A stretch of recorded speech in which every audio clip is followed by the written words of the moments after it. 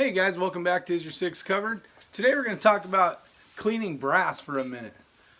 Some of you guys love using dry media. Some of you guys using wet tumbling.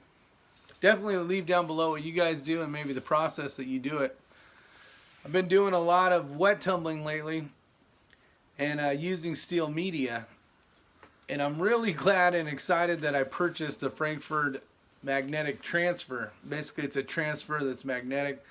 I'll put some video up here somewhere, over here probably.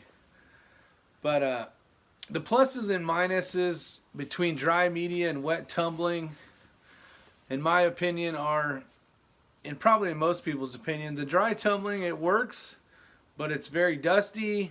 You know, the contaminants stay in the media. You got to replace the media as well, which, you know, things wear out and need to be replaced, so that's not too big of a deal. Some of us, and probably the majority of us, are starting to switch over to a wet tumbling system. And I'm using the Frankford Arsenal wet tumbling. And with that comes 5 pounds of steel media. And that basically gets in the primer pockets and inside the casing and around the casing and tries to really polish it up best it can. And it seems that the longer I do it, the more cleaner or polished the brass comes out.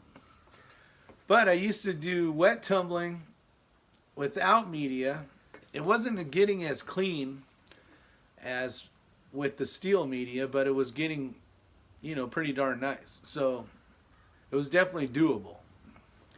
Some of the things that come along with trying to get that brass a little extra shiny, a little extra clean, is the steel media is a pain in the butt. You know, and there's different ways around it, and this is why I'm doing the video. I want to see what you guys are using. I know Coda Boy, he uses like a strainer.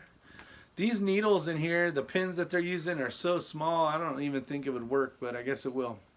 I use basically the dry media tumbler style. The majority of the pins fall out. It is a little messy. You know, the pins can, I try to go slow, but the pins can fly out or whatever the case is. And then they're at the bottom of the bucket.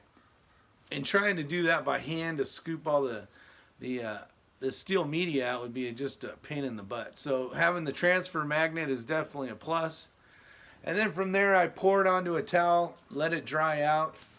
Sometimes I'll use one of those old school hair dryer things, and I'll put it right over the top and get that temperature to about 120, and then just keep you know, agitating the brass. That way it'll dry out quicker. But would love to hear what you guys have to say. Is there a better way using steel media? Or are you die-hard dry media? So tell me what you guys do. I appreciate it. See you guys on the next video.